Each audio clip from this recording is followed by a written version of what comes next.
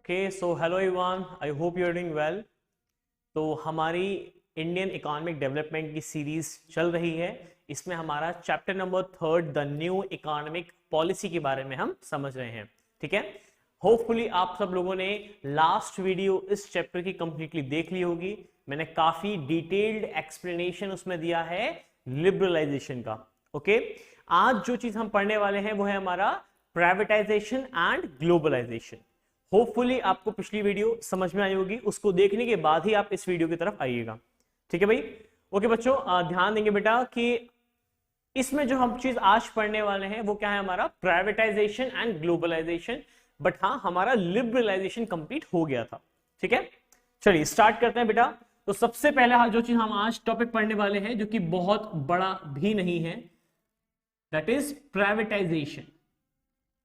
Okay, सो privatisation का exactly मतलब क्या होता है? प्राइवेटाइजेशन का मतलब होता है जहां पे कि हम कंट्रोल, मैनेजमेंट या अपनी कंपनीज जो हमारी होती है या जिनकी ओनरशिप हमारे पास होती है, उसको हम प्राइवेट एंटरप्रेन्योर्स को या प्राइवेट सेक्टर को हम दो तरीके से सेल करते हैं। मतलब जहां पे कि हम अपने कंट्री की, अपने सरकार की जो भी हमारी कंपनीज होती हैं, उसमें जितनी भी जो हमारी सरकारी कंपनीज होती हैं, अगर उन सरकारी कंपनीज में जनरली अगर हमारी वो कंपनीज थोड़ी सी लॉस में चल रही हैं या फिर उससे इतना पब्लिक का वेलफेयर या सोशल वेलफेयर नहीं हो पा रहा है, उसके बावजूद भी अगर वो लॉस में चल रही हैं, तो वहां पे फिर जो हमारी सरकार होती है वो ये लेती है निर्णय कि उसका कंट्रोल, उसका मैनेजमेंट, उसका पूरे का पूरा ओनरशिप को हम शिफ्ट कर देते हैं प्राइवेट सेक्टर को। ओके, तो देखिए क्या चीज होती है यहाँ पे, हमारी ओनरशिप होती है उसकी, या फिर उसका कंट्रोल एंड उसका मैनेजमेंट। ठीक है, ये चीजें अगर हम शिफ्ट कर देते हैं प्राइवेट सेक्टर पे, ध्यान दीजिएगा, अगर हम ये सब चीजें शिफ्ट कर देते हैं प्राइवेट सेक्टर पे, उस केस में हम कहते हैं कि हम यहां पे एक प्राइवेटाइजेशन कर रहे हैं। तो अकॉर्डिंग टू हमारी जो न्यू इकोनॉमिक पॉलिसी आई थी, उसमें बहुत ध्यान दिया गया था कि हमें अपनी जो सरकार की जो कंपनीज हैं, हमें उनको प्राइवेटाइज करना है। ऐसी कंपनीज जो कि सरकार से प्रॉपर ढंग से नहीं प्रॉफिट मेकिंग में चल पा रही हैं और उनसे सोशल वेलफेयर भी प्रॉपर ढंग से नहीं हो पा रहा है। अब प्राइवेटाइजेशन बेटा जो होता है वो हमारा दो तरीके से होता है। ध्यान रखिएगा कि privatisation can be done in two ways. सबसे पहला है कि या तो हम ट्रांसफर कर दें, ट्रांसफरशिप ऑफ ओनर। अगर हम ट्रांसफर ही कर दें, ओके, अगर हम ट्रांसफर कर दें अपनी ओनरशिप को सरकार, और दूसरा है बेटा कि अगर हम डिसइन्वेस्टमेंट कर दें। ठीक है, तो देखिए क्या इन दोनों में क्या होता है फर्क, इन दोनों ही तरीके से प्राइवेटाइजेशन किया जाता है। ठीक है, तो देखिए ट्रांसफर ऑफ ओनरशिप का मतलब है कि जहां पे कंपनी कंप्लीटली अपनी कंपनी को, मतलब एक सरकार की कंपनी को बेच देती है एक प्राइवेट एंटरप्रेन्योर को, एक प्राइवेट इंडिविजुअल को। यहां पे कंपनी की पूरी ओनरशिप, मतलब उस कंपनी का जो अब मालिक होगा वो सरकार नहीं होगी, बल्कि कोई भी एक प्राइवेट इंडिविजुअल आपका हो सकता है। अभी हाल फिलहाल में if you all are aware about all these things, तो अभी क्या, अभी हमारे इंडिया में हाल फिलहाल में एयर इंडिया की इस तरीके से ओनरशिप को ट्रांसफर करा गया था to the Tatas. Okay, disinvestment क्या होता है बेटा? मैंने आपको हमेशा बताया कि जहां पे भी डी इंडस्ट्रियलाइजेशन था, हमने पढ़ा था हमने। ठीक है, डिसइन्वेस्टमेंट, ये जहां पे अगर ये DI या DIS लगता है तो वो अल्टीमेटली वो हमारी चीज कुछ ना कुछ खराब हो रही होती है। मतलब इन्वेस्टमेंट करना मतलब हम अगर इन्वेस्ट और कर रहे हैं, और डिसइन्वेस्टमेंट करना मतलब जो हमने इन्वेस्टमेंट किया हुआ था हम उसको खत्म कर रहे हैं। लेकिन फर्क इन दोनों में क्या है? इसमें है कि हमारी कंप्लीटली ओनरशिप ट्रांसफर हो जाती है from public sector undertakings to the private sector. ठीक है, लेकिन हम बात करें अगर डिसइन्वेस्टमेंट की, तो सरकार इसमें अपनी थोड़ी सी equity, now what means to equity here, देखिए I hope you are all aware about the word equity, equity का मतलब होता है कि उस कंपनी में जितने भी, अगर जैसे कि किसी भी इंसान के पास अगर 100% की इक्विटी है, इसका मतलब है कि वो 100% उस कंपनी का मालिक है। अगर कुछ परसेंट, अब जैसे कि सपोज करो कि 5% किसी भी कंपनी की अगर इक्विटी मेरे पास है, तो उसका मतलब क्या है कि उस कंपनी का 5% का प्रॉफिट होता है या लॉस होता है, अल्टीमेटली मैं उसको बियर करूंगा। मतलब क्या होता है, इक्विटी का मतलब होता है कि उस कंपनी का थोड़ा सा हिस्सा, a part of the company, okay, a part of the company, जो कि यहां पे डिसइन्वेस्टमेंट में हर एक सरकारी कंपनी को वो चीज अपनी डाइल्यूट करनी होती है। डाइल्यूट मतलब उसको थोड़ा सा देना पड़ता है प्राइवेट सेक्टर को, ठीक है। तो बेटा दो तरीके से प्राइवेटाइजेशन होता है, जहां पे हम ओनरशिप, कंट्रोल या फिर मैनेजमेंट को ट्रांसफर करते हैं from public sector to private sector. इसमें हमारा या तो हम ट्रांसफर करना है पूरी की पूरी कंपनी को, या अगर हम बेच देते हैं किसी भी प्राइवेट इंडिविजुअल को, या फिर हम उस कंपनी का कुछ हिस्सा, कुछ इक्विटी हम प्राइवेट सेक्टर को दे देते हैं। लेकिन हां, इसमें ओनरशिप जो होती है वो ट्रांसफर नहीं होती है। मतलब अगर कोई कंपनी का सीईओ कोई सरकारी कंपनी में से अगर कोई है, तो उस कंपनी का सीईओ वही रहेगा, सिर्फ और सिर्फ प्राइवेट इंडिविजुअल के पास उस कंपनी की थोड़ा सा हिस्सा, एक स्टेक पहुंचा है, उसका एक हिस्सा पहुंचा है, जो कि एक पब्लिक सेक्टर अंडरटेकिंग ने थोड़ा सा अपना डाइल्यूट किया होगा। होपफुली आपको इसका मतलब समझ में आ गया होगा। अब आता है कि प्राइवेटाइजेशन हम क्यों करते हैं। देखिए ऐसा होता है कि अगर गवर्नमेंट का मानना ऐसा होता है, सरकार की जो गवर्नमेंट कंपनीज का मानना ऐसा होता है कि due to lack of effort, कुछ एफर्ट की वजह से, let me write these things, lack of effort,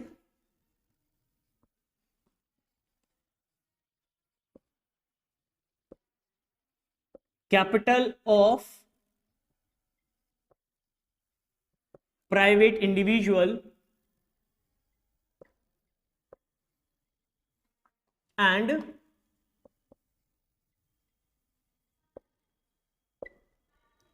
managerial abilities, ठीक है। Lack of effort, capital of private individual and managerial abilities, कह रहे हैं ये तीनों की तीनों चीजें कुछ ऐसी चीजें हैं जो कि सरकार को ये चीज समझाने में मदद करती हैं कि कोई चीज ऐसी, जैसे कि सरकार का अपनी तरफ से थोड़ा सा कम एफर्ट उन कंपनीज की तरफ, प्राइवेट इंडिविजुअल का जब अपना पैसा लगता है तो of course being a private individual वो हमेशा प्रॉफिट मेकिंग की तरफ जाने की कोशिश करता है, वो कंपनी की अगर हम बात करें। और अधिकतर ये चीज मानी जाती है कि जो प्राइवेट कंपनीज होती हैं वो ज्यादा एफिशिएंट होती हैं, ज्यादा यूटिलाइज कर पाती हैं हमारी अपनी रिसोर्सेस को, ठीक है। तो मैनेजरियल एबिलिटीज एक बहुत इंपॉर्टेंट है रीजन कि किसकी वजह से प्राइवेटाइजेशन किया जाता है। मैनेजरियल एबिलिटीज का मतलब क्या हुआ कि यहां पे सरकार ये चीज समझती है कि being a private entrepreneur, company हमेशा अपने ऑपरेशंस को इफेक्टिव और यूटिलाइज करना जानती है, ठीक है, ध्यान रखेंगे। ओके बेटा, so this is all about privatisation, nothing else, कुछ भी और नहीं आता है प्राइवेटाइजेशन में आपका।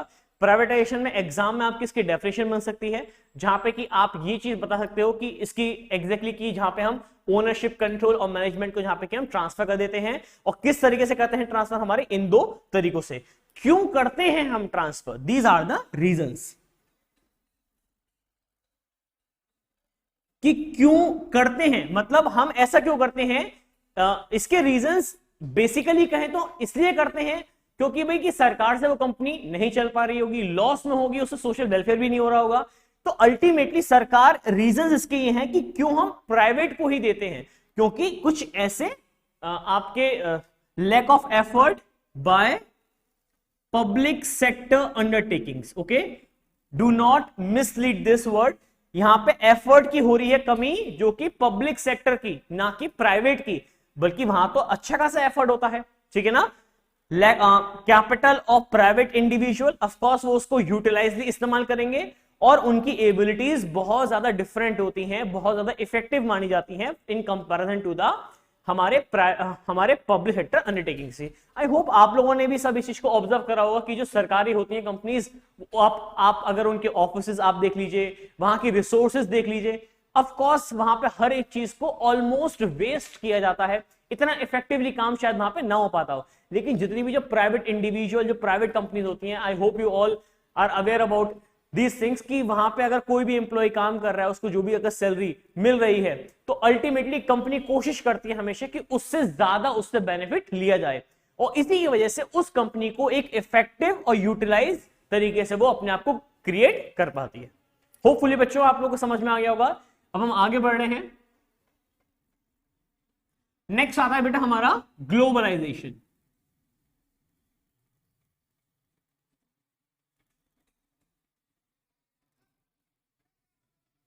ओके बच्चा, देखिए ग्लोबलाइजेशन क्या होता है, मैंने आपको इस चैप्टर की स्टार्टिंग में भी समझाया था। ग्लोबलाइजेशन का इन अ वेरी सिंपल वर्ड्स मतलब होता है कि जहां पे कि हम अपनी कंट्री को जोड़ने की कोशिश करते हैं, इंटीग्रेट करते हैं, इंटरडिपेंडेंस बढ़ाते हैं बाकी की वर्ल्ड की और दूसरी कंट्रीज के साथ।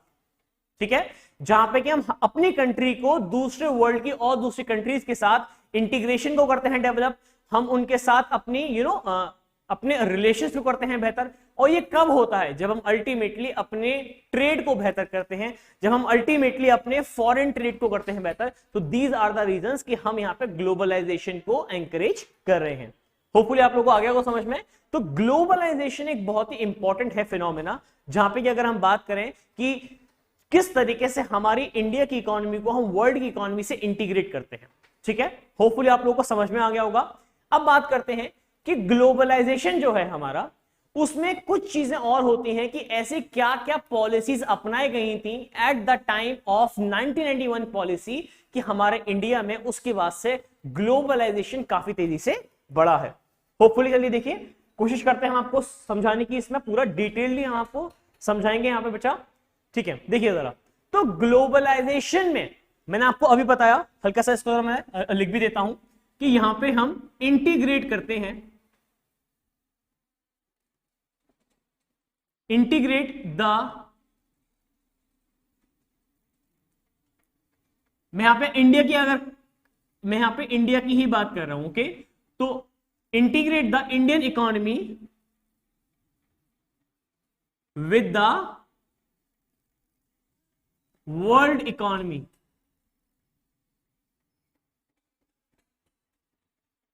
ओके, जहां पे कि हम इंटीग्रेट कर देते हैं इंडियन इकोनॉमी को वर्ल्ड इकोनॉमी के साथ, जहां पे हम उनके साथ अपने रिलेशंस को बेहतर बनाने की करते हैं कोशिश। ठीक है, रिलेशंस को हम यहां पे इंप्रूव करना चाहते हैं और बढ़ाना चाहते हैं, और अल्टीमेटली यहां पे एक इंटरडिपेंडेंस क्रिएट करना चाहते हैं। What is meant by interdependence और इंडिपेंडेंट? हम इंटरडिपेंडेंस को क्रिएट करना चाहते हैं, नॉट इंडिपेंडेंट को।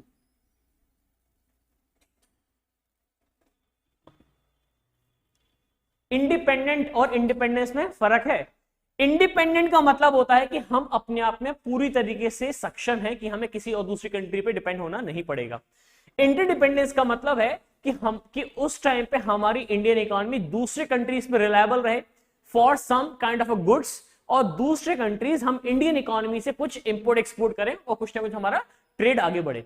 ठीक है, इन शॉर्ट कहें तो ग्लोबलाइजेशन का मतलब होता है कि हम उस टाइम पे एक बॉर्डरलेस वर्ल्ड बनाना चाहते हैं। बॉर्डरलेस वर्ल्ड, जहां पे कि कोई भी कंट्री के बीच में कोई बाउंड्रीज ना हो। समझाया था मैंने आपको, बाउंड्रीज का मतलब अब यहां पे इकोनॉमिकली बाउंड्री की बात कर रहा है। ट्रेड करने के लिए, इंपोर्ट एक्सपोर्ट को करने के लिए कोई भी बाउंड्रीज वहां पे ना रहे, तो हमारे वर्ल्ड में हमारा ट्रेड बेहतर हो जाएगा। ठीक है, so these are the points that we need to remember about the globalisation. ठीक है, अब हमारे इंडिया ने क्या क्या मेजर्स अपनाए, अब ध्यान देते हैं बेटा। ठीक है, तो देखिए जरा। ठीक है, इंपॉर्टेंट डिसीजंस जो कि हमारे इंडिया ने ड्यूरिंग द ग्लोबलाइजेशन प्रोसेस के दौरान लिए थे in the year 1991।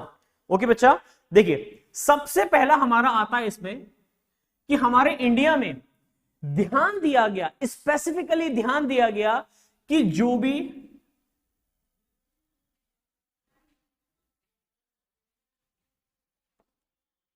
Technology companies, technology promoting companies को हम, तो टेक्नोलॉजी प्रमोटिंग कंपनीज को हमारे इंडिया में एफडीआई करने का मौका मिलता है 51% तक। मतलब अगर बाहर की कंपनी कोई हमारे इंडिया में आना चाहती है जो कि टेक्नोलॉजिकल बेस्ड है, वो हमारे इंडिया में उसका 51% तक उसका स्टेक रह सकता है। ठीक है, मतलब यहाँ पे जो एक फॉरेन इन्वेस्टर होगा जो कि अपनी टेक्नोलॉजी को इंडिया में लेके आ रहा होगा, वो अपने यहाँ पे उस स्टेक को बढ़ा सकता है 51%, मतलब मेजॉरिटी ऑफ द स्टेक उसका यहाँ पे हो सकता है। ठीक है, नेक्स्ट हमारा बेटा इसमें आता है पॉइंट कि जहां पे कि हम कोशिश करते हैं कि हम अपनी इकोनॉमी, उस टाइम पे जो हमारा फॉरेन एक्सचेंज था,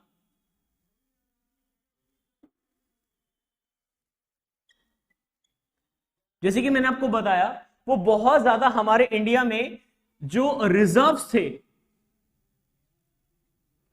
वो बहुत कम थे। अब इसको इंक्रीज करने के लिए हमारे इंडिया ने उस टाइम पे डीवैल्यूएशन करा था, डीवैल्यूएशन ऑफ इंडियन करेंसी। कितने परसेंट तक, ध्यान रखेंगे बेटा, अप टू 20% तक। क्यों करा था? मतलब 20% तक हमने अपनी इंडिया की करेंसी की वैल्यू को कम कर दिया था। क्यों करा था बेटा? ताकि हमारे इंडिया के जो इंपोर्ट्स हो सकते हैं वो हमारे कम हो जाएं और हमारे एक्सपोर्ट्स उतने ही ज्यादा इंप्रूव हो जाएं। ठीक है, I hope you all are aware about these terms कि हम यहां पे कौन से इंपोर्ट्स और कौन से एक्सपोर्ट्स की बात कर रहे हैं। So we are talking about here now कि अगर हमारे यहाँ पे डीवैल्यूएशन, अगर हम अपने करेंसी की कंट्री की, अगर हम अपने कंट्री की करेंसी को डीवैल्यू कर देते हैं, इसका मतलब है कि पहले अगर कोई भी $1 40 इंडियन रुपीस का था, अब वो $1 हमारा 48 इंडियन रुपीस तक हो गया, जिसकी वजह से हमारे जो भी हम इंपोर्ट करते हैं वो हमारे महंगे हो जाते हैं और जो हम एक्सपोर्ट करते हैं वो फॉरेन प्रोड्यूसर्स के लिए, फॉरेन कस्टमर्स के लिए वो चीज सस्ती हो जाती है, जिसकी वजह से हमारे एक्सपोर्ट्स बढ़ जाते हैं और हमारे इंपोर्ट्स कम हो जाते हैं। तो उस टाइम पे इंडिया ने इस पॉलिसी को, इस स्ट्रेटेजी को अपनाया था। ओके, नेक्स्ट बेटा हमारी आती है थर्ड पॉइंट, ध्यान देंगे जरा।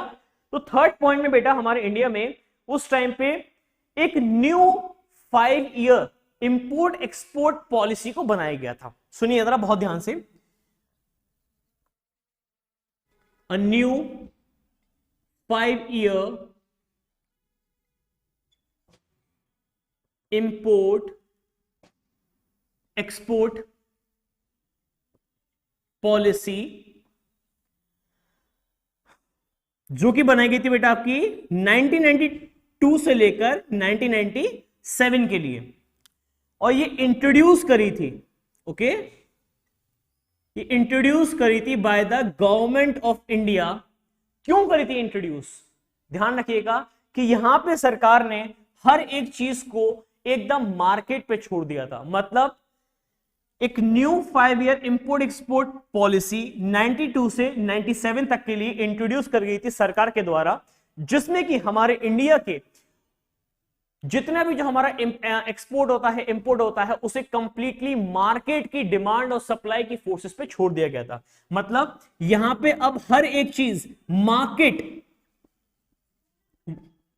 ड्रिवन रहेगी। मार्केट ड्रिवन का मतलब है कि डिमांड और सप्लाई ही सब कुछ है। जिस चीज की डिमांड है आप उसको इंपोर्ट करिए, जिस चीज की सप्लाई है अगर आपको लग रहा है आप उसको एक्सपोर्ट कर सकते हैं, इंपोर्ट कर सकते हैं। There is no restrictions from by the side of the government. यहां पे सरकार की तरफ से यहां पे कोई भी रेस्ट्रिक्शंस नहीं रहेंगी। यहां पे हर एक चीज यहां पे प्राइवेट एंटरप्रेन्योर पे छोड़ दी थी, मार्केट पे छोड़ दी थी, और मार्केट में सरकार का इंटरवेंशन एकदम खत्म कर दिया गया था। ओके, चलिए एक इसका एक और पॉइंट है, जरा उस पर ध्यान देते हैं बेटा। इसमें हमारा एक और पॉइंट आता है यहां पे कि सरकार ने यहां पे हर एक चीज को नियरली अगर हम देखें, late me right, okay, I hope this comes, okay ठीक है। तो यहां पे बेटा एक और आपका आता है पॉइंट, ध्यान सुनिएगा कि यहां पे हमारे इंडिया में 90 हमारे इंडिया के 92 93 के बजट में गवर्नमेंट बजट जो आता है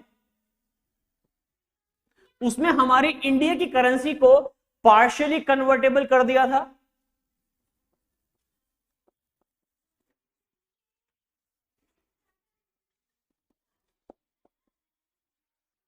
और 93 और 94 के बजट में उसे हमने फुली कन्वर्टेबल कर दिया था to all the economic currencies of the world. Okay,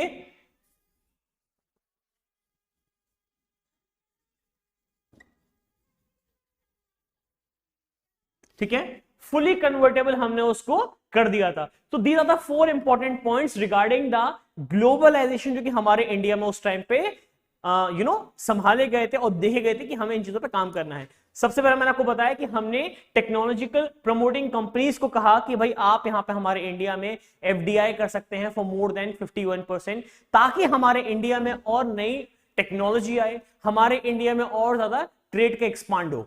second था कि हमने अपनी फॉरेन एक्सचेंज रिजर्व्स जो कि कम थे उनको बढ़ाने के लिए हमने अपनी इंडियन करेंसी को 20% तक डीवैल्यू करा था। जैसे कि अगर $1 40 रुपए का था, अब वो 48 रुपीज तक का हो गया था, जिससे क्या होता है कि हमारे इंपोर्ट्स कम हो जाते हैं और हमारे एक्सपोर्ट्स बढ़ जाते हैं। थर्ड पॉइंट बेटा हमारा आता है कि एक new 5 year import export trade policy को साइन किया था, इंट्रोड्यूस करा था गवर्नमेंट ऑफ इंडिया ने फॉर द ईयर 92 से 97 तक में, जिसमें कि कहा गया था कि अब हमारे इंडिया में जो भी चीज मार्केट के अकॉर्डिंग, मार्केट ड्रिवन का मतलब होता है बेटा, मार्केट ड्रिवन का मतलब होता है कि हर चीज मार्केट चलाएगा। जैसे कि आज के टाइम पे जिस चीज की डिमांड होती है मार्केट में, आप कोई भी चीज मार्केट में खरीदने के लिए जाते हैं, अगर वो चीज अवेलेबल है मतलब इस टाइम पे हर चीज वो आपकी मार्केट ड्रिवन में चल रही है, ना कि आपको वो चीज खरीदनी पड़े जो कि आप खरीदना नहीं चाहते हैं लेकिन वही चीज अवेलेबल है मार्केट में। तो वहां पे एक मार्केट ड्रिवन पॉलिसी नहीं होती है, मार्केट ड्रिवन इकोनॉमी नहीं होती है। मार्केट ड्रिवन इकोनॉमी का मतलब है कि जिस जगह पे जिस चीज की डिमांड ज्यादा है उसकी सप्लाई को हमें मेंटेन करना होता है, ना कि सरकार अपना इंटरफेरेंस से लोगों को कम रेट पे ज्यादा रेट पे इंफ्लुएंस करने की कोशिश करे। And the last we had कि 92 के गवर्नमेंट बजट में हमारी कंट्री को पार्शियली कन्वर्टेबल कर दिया गया था और 93 और 94 के बजट में उसको फुली कन्वर्टेबल कर दिया गया था to all the currencies in the world.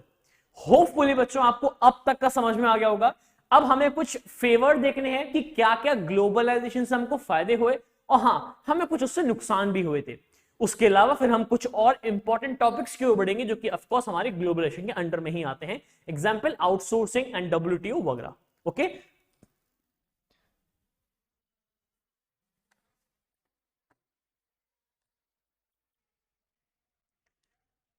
Okay students, अब हम देखने वाले हैं कि क्या क्या अच्छी चीजें और क्या क्या अगेंस्ट में रही हमारे इंडिया के अकॉर्डिंग अगर हमने ग्लोबलाइजेशन को अडॉप्ट किया था। ठीक है, तो कुछ चीजें जो हमारे फेवर में रही थी, जैसे कि हमारे अब क्या रहा था, सबसे पहला था हमारा कि हम हमारे जो इंडियन थे प्रोडक्ट्स वो अब एक ग्लोबल मार्केट के लिए खुल चुके थे, मतलब अब हमारी ग्लोबल मार्केट में एक्सेस थी। ठीक है ना, so we had access in the global market। ठीक है, सेकंड था बेटा कि जब हमने ग्लोबलाइजेशन को अडॉप्ट किया, इसका मतलब है कि अब हम दूसरे कंट्रीज से अपने कंट्रीज में एडवांस्ड और न्यू टेक्नोलॉजी को हमारे इंडिया में और ज्यादा से ज्यादा प्रमोट कर सकते थे। हम वहां से अपने कंट्री में उस टेक्नोलॉजी को इंपोर्ट कर सकते थे और उसको अपग्रेड करके हम उसको वर्ल्ड वाइड सेल कर सकते थे। इसके अलावा हमारा इसमें एक और फेवर में आती है चीज कि जो हमारे लोकल प्रोड्यूसर्स थे, जो हमारे डोमेस्टिक थे प्रोड्यूसर्स, वो वर्ल्ड मार्केट में जाके किस तरीके से अपने आप को एक्सपेंड कर सकते हैं कि इंटरनेशनल अरीना में अब हमारी इंडियन कंपनीज के भी प्रोडक्ट्स, जैसे कि आज के टाइम पे होता है, इंडियन कंपनीज के प्रोडक्ट्स आसानी से पहुंच सकते हैं। तो कह रहे हैं it is really good for the local और द डोमेस्टिक प्रोड्यूसर्स, ठीक है ना। लोकल और डोमेस्टिक प्रोड्यूसर्स के लिए काफी अच्छी चीज थी कि लोकल और domestic producers are now create their identity in international arena। Okay, यहां पे इंटरनेशनल अरीना में अब यहां पे अपने प्रोडक्ट्स को आसानी से सेल कर सकते थे, अपनी पहचान यहां पे की बिल्डअप कर सकते थे। ओके बेटा, चलिए नेक्स्ट बेटा हमारा आता है कि कुछ अगेंस्ट में भी ऑफकोर्स हमारी चीजें रही थी। देखिए सबसे पहले चीज आती है कि ये वाली बात फैक्ट है कि ग्लोबलाइजेशन से एक ज्यादा जो होता है फायदा वो होता है एक डेवलप कंट्रीज को, और बहुत कम होता है फायदा हमारे लेस डेवलपिंग या फिर अंडर डेवलप कंट्रीज को। क्यों? बिकॉज देखिए ऐसा होता है कि जो वर्ल्ड का होता है ट्रेड वो ऑफकोर्स हमारा जनरली डेवलप कंट्रीज के आसपास ही घूमता है।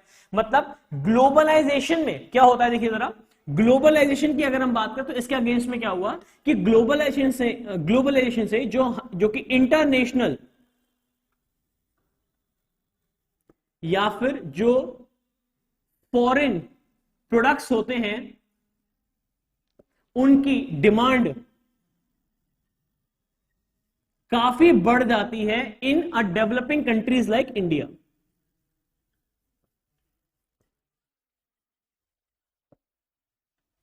ठीक है, सबसे पहली चीज हमारी होती है ये।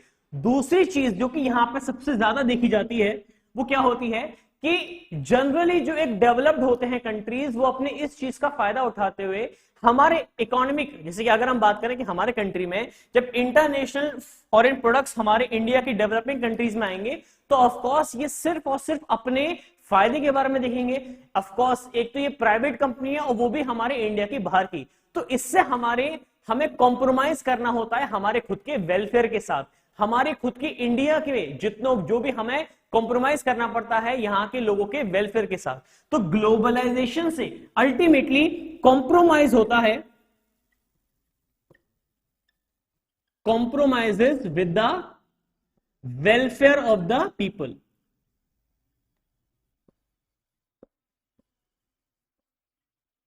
या फिर अगर हम बात करें कि पुअर कंट्रीज का, इसमें वेलफेयर नहीं हो पाता है। यहां पे जो वेलफेयर होता है वो ऑफ कोर्स उन कंपनीज के अपने तौर पे देखा जा सकता है। एंड एक और चीज थी जो कि हमारे लिए यहां पे नुकसान होती है कि जो भी ग्लोबलाइजेशन होता है, मैंने आपको अभी समझाया था, एक वर्ड था हमारा market driven. Of course market में जिस चीज की डिमांड होगी उसी चीज की ही हमारे बाहर से कंट्रीज हमारे इंडिया में वही प्रोडक्ट्स को लेके आएंगे, उन्हीं प्रोडक्ट्स का हमारे इंडिया में इंपोर्ट होगा, जिसकी वजह से मार्केट ड्रिवन अगर हम पॉलिसी अपनाते हैं इससे रीजनल डिस्पैरिटी बढ़ती है, इससे लोगों के बीच में, बिकॉज जो लोग बाहर से इंपोर्ट करके सामान को इस्तेमाल कर ले रहे हैं ऑफ कोर्स उनसे उनका फायदा है, और जो लोग इस्तेमाल नहीं कर सकते हैं because they didn't able to afford those products, तो उसकी वजह से डिस्पैरिटी, इनइक्वालिटीज बढ़ती हैं among the nations and the people. So market driven की वजह से डिस्पैरिटीज बढ़ती हैं, disparities among nations and people. तो इसी में से कभी कभी हम कहते हैं कि ये कोई भी एक पर्टिकुलर कंट्री काफी वेल्दी कंट्री है। क्यों है? बिकॉज वहां पे डिस्पैरिटीज नहीं हो पाती हैं क्रिएट, बिकॉज वहां पे खुद की अपनी अपनी इतनी अच्छी कंट्रीज हैं, अपनी इतनी अच्छी कंपनीज हैं कि वो वहीं पे ज्यादा ग्लोबल प्रोडक्ट्स को उस एक इंटरनेशनल अपने कंट्री के एरिना में एंटर नहीं होने देती हैं या फिर वो नहीं इतने चल पाते हैं। लेकिन ऑफ कोर्स हमारा कंट्री इस टाइम पे जस्ट आफ्टर द इंडिपेंडेंस अगर हम बात करें कि हम इतना डेवलप नहीं हो पाए थे, तो उसके बाद से जो हम ग्लोबलाइजेशन को लेके आए उसके पीछे का मोटिव ही हमारा ये था कि अब हमें अपने एरिया को ओपन करना है for the world economy. Hopefully बच्चों यहां पे आपको समझ में आ गया होगा कि यहाँ पे फेवर में और अगेंस्ट में क्या क्या चीजें रही हैं। नेक्स्ट हमारा काफी इंपॉर्टेंट है, अक्सर 90% ऑफ द एग्जाम्स में 12th के बोर्ड्स में आपको ये क्वेश्चन जनरली मिल जाता है इस चैप्टर से, जिसका नाम है आउटसोर्सिंग।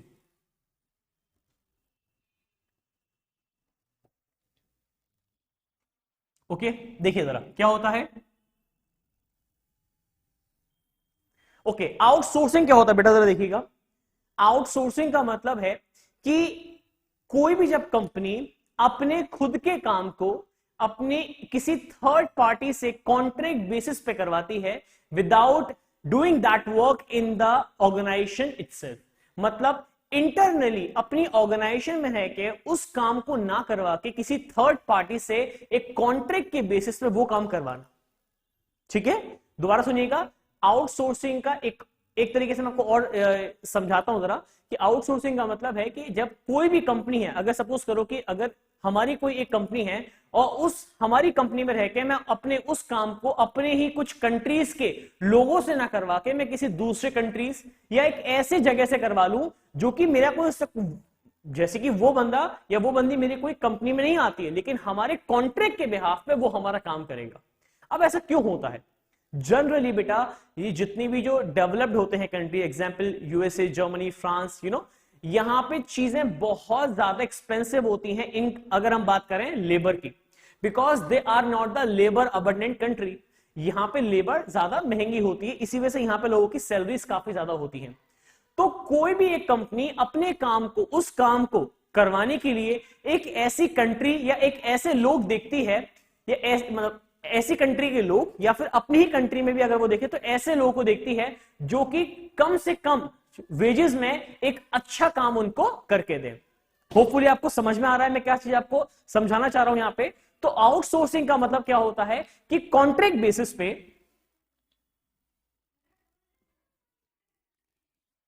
कॉन्ट्रैक्ट बेसिस पे कोई भी अपने काम को एक थर्ड पार्टी से करवाता है। ठीक है ना, थर्ड पार्टी से उस काम को करवाता है। इंस्टीड किसके बजाय, instead in the organisation itself,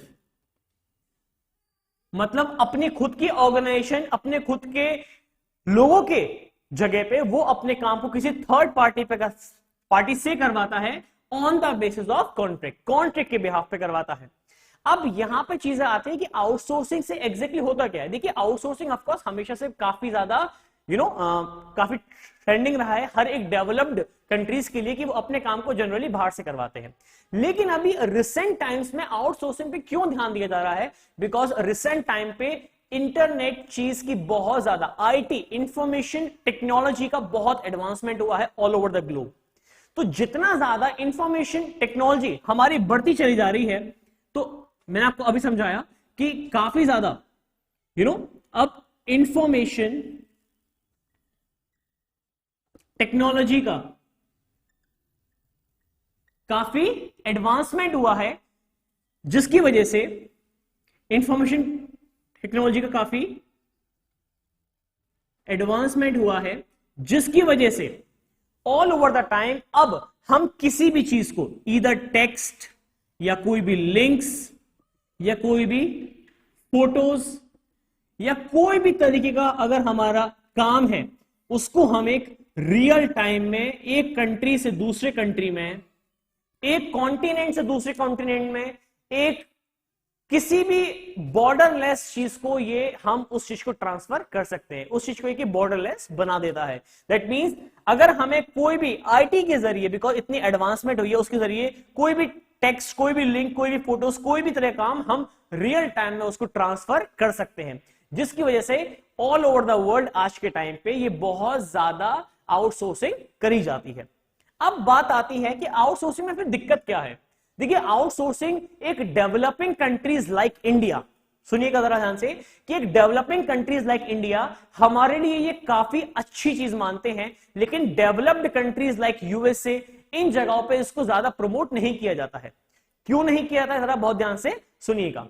देखिए मैंने आपको अभी समझाया कि अगर कोई यूएसए की कंपनी है, वो अपनी उस कंपनी के कुछ ऐसे काम जो कि वो कम वेजेस में और उतनी ही एफिशिएंसी, उतनी ही एक्यूरेसी, उतनी ही इफेक्टिवली उस काम को कहीं और से करवा सकते हैं, तो बीइंग अ प्राइवेट फर्म वो अपने कॉस्ट को कम करना चाहेंगे, जिसकी वजह से अगर वो अपने ही कंट्री के एम्प्लॉयज को नहीं काम देके वो अगर इंडिया के एम्प्लॉयज को काम दे देते हैं, इंडिया के लोगों को काम दे देते हैं, तो इसी वजह से आउटसोर्सिंग को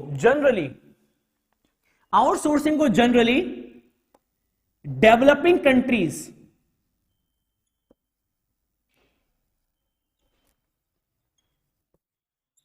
काफी ज्यादा प्रमोट करते हैं और सपोर्ट करते हैं,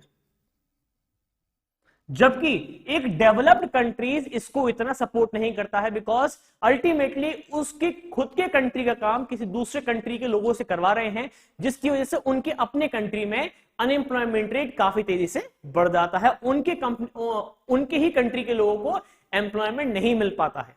होपफुली आप लोगों को समझ में आ गया होगा। अब बात आती है कि आखिर में फिर इंडिया ही क्यों इतना मोस्ट फेवरेट डेस्टिनेशन माना जाता है आउटसोर्सिंग के लिए वर्ल्ड वाइड। देखिए एग्जाम में यही क्वेश्चन बहुत बार पूछा गया है। ओके, तो देखिए सबसे ज्यादा हमारा इंडिया इस टाइम पे आउटसोर्सिंग के लिए क्यों पूछा जाता है, तो इंडिया एक फेवरेट आउटसोर्सिंग डेस्टिनेशन माना जाता है। क्यों? बिकॉज हमारे इंडिया में low wages plus skilled labour यहां पे इजीली अवेलेबल हो जाती है।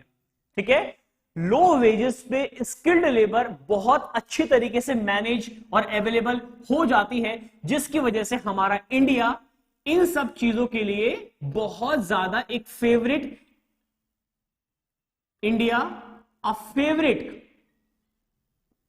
डेस्टिनेशन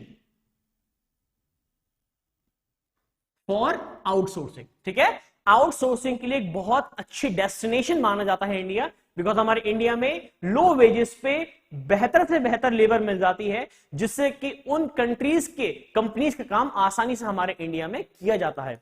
आप लोगों ने देखा होगा कि हमारे इंडिया में बहुत सारी कंपनीज के बीपीओ, जिनको हम कॉल सेंटर्स कहते हैं, तो अगर हम देखें आउटसोर्सिंग में कौन कौन सी एक्टिविटीज या फिर कौन कौन सी सर्विसेज हम प्रोवाइड करते हैं या फिर की जाती हैं, तो आउटसोर्सिंग में अगर हम देखें तो जैसे कि अकाउंटेंसी की सबसे ज्यादा इंपॉर्टेंट है बीपीओस की हमारी क्या होती है full form? Business processing outsourcing. ठीक है, बिजनेस प्रोसेस आउटसोर्सिंग, कि हम कॉल सेंटर्स जो होते हैं, ठीक है, बिजनेस के पर्सपेक्टिव से जो हमारी आउटसोर्सिंग होती है उसको प्रोसेस को आगे दिलाने के लिए कॉल सेंटर्स जो होते हैं वो सबसे ज्यादा बाहर कंट्रीज की जो कंपनीज होती हैं उसके हमारे इंडिया में सबसे ज्यादा होते हैं। तीसरी, अगर जैसे कि फिल्म एडिटिंग,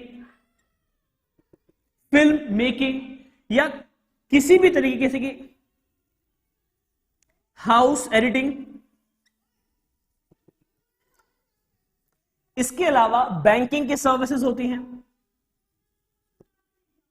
तो कह रहे हैं बहुत सारी सर्विसेज हमारे इंडिया या फिर हर एक डेवलपिंग कंट्रीज ऑफर करता है ड्यूरिंग द आउटसोर्सिंग, जो कि एक बहुत अच्छी चीज मानी जाती है, बिकॉज हमारे कंट्री में तो ऑफकोर्स इस चीज के लिए, अच्छा ये चीज क्यों अच्छी हो गई हमारे लिए? Because it ultimately creates a lot of foreign exchange reserves for us. इससे बहुत सारा बाहर कंट्रीज से हमारे इंडिया में फॉरेन एक्सचेंज रिजर्व्स हमारे पास बढ़ जाता है। फॉरेन एक्सचेंज की करेंसी हमारे इंडिया में बहुत आती है, बिकॉज जो लोग यहां पे काम करते हैं तो ऑफकोर्स उनकी सैलरी भी आती है। होपफुली बेटा आप लोगों को समझ में आ गया होगा कि हमारे इंडिया में क्या होती है आउटसोर्सिंग, एग्जैक्टली इसका कॉन्सेप्ट क्या होता है, क्यों ये इतना ज्यादा प्रमोट हो गया है हाल फिलहाल में, बिकॉज इसमें आईटी इंडस्ट्री के एडवांसमेंट की वजह से हर चीज को हम रियल टाइम में ट्रांसफर कर सकते हैं, और इन्हीं चीजों की वजह से तो एक डेवलपिंग कंट्रीज को हमेशा से प्रमोट करता है और एक डेवलप कंट्री नहीं कर पाता है या फिर नहीं करता है, क्योंकि अल्टीमेटली उसमें उनकी एम्प्लॉयमेंट लेवल का काफी नुकसान होता है। ठीक है। अच्छा, इंडिया ही क्यों एक डेस्टिनेशन, एक अच्छा फेवरेट कंट्री माना जाता है? बिकॉज हमारे इंडिया में लो वेजेस पे बेहतर से बेहतर स्किल्ड लेबर मिल जाती है। इसके अलावा कौन कौन सी एक्टिविटीज होती हैं जो कि आउटसोर्सिंग के अंदर आती हैं? दैट कम्स अंडर हमारी बीपीओ होते हैं, अकाउंटेंसी होती है, फिल्म एडिटिंग होती है। ये तमाम चीजें हमारे इंडिया, ये तमाम चीजें आउटसोर्सिंग के अंडर आती हैं। होपफुली बेटा आपको अब तक का ये कंप्लीट समझ में आ गया होगा। ठीक है, मैं उम्मीद करता हूं कि आपको इसमें अब तक कोई भी दिक्कत नहीं होगी। ठीक है,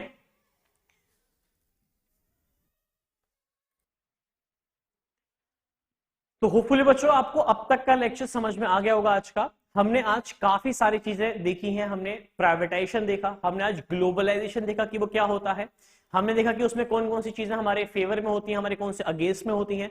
उसके अलावा हमने एक बहुत ही इंपॉर्टेंट कॉन्सेप्ट ग्लोबलाइजेशन, आउटसोर्सिंग का देखा। ठीक है, इसके अलावा कुछ और भी चीजें जो कि ग्लोबलाइजेशन के अंडर में आती हैं, जो कि हमको अभी इस चैप्टर में ही देखनी है। एग्जाम्पल, वर्ल्ड ट्रेड ऑर्गेनाइजेशन के बारे में हमको पढ़ना है, हमको डीमोनेटाइजेशन जो हमारे इंडियन इकोनॉमी में हुआ था हमको वो पढ़ना है, हमको GST, goods and service tax के बारे में इस चैप्टर में पढ़ना है। तो ऑफ कोर्स ये चैप्टर काफी वाइड है, काफी बड़ा चैप्टर है हमारे, one of the longest chapter हमारा ये माना जाता है इस पर्टिकुलर बुक का। लेकिन हाँ, ये काफी समझने वाला है। होपफुली बेटा आप लोगों को अब तक की ये वीडियो, अब तक की ये जो हमारी इंडियन इकोनॉमिक डेवलपमेंट की आ रही है सीरीज, आपको समझ में आ रही होगी। मैं उम्मीद करता हूं बेटा कि आपको कोई भी अगर है डाउट तो वो आप हमें कमेंट बॉक्स में लिख के जरूर बताएं। अगर आपको वीडियो अच्छा लगा हो तो आप इसको शेयर कर सकते हैं और आप इसको लाइक कर सकते हैं। So thank you so much everyone, see you in the next video. Till then take care.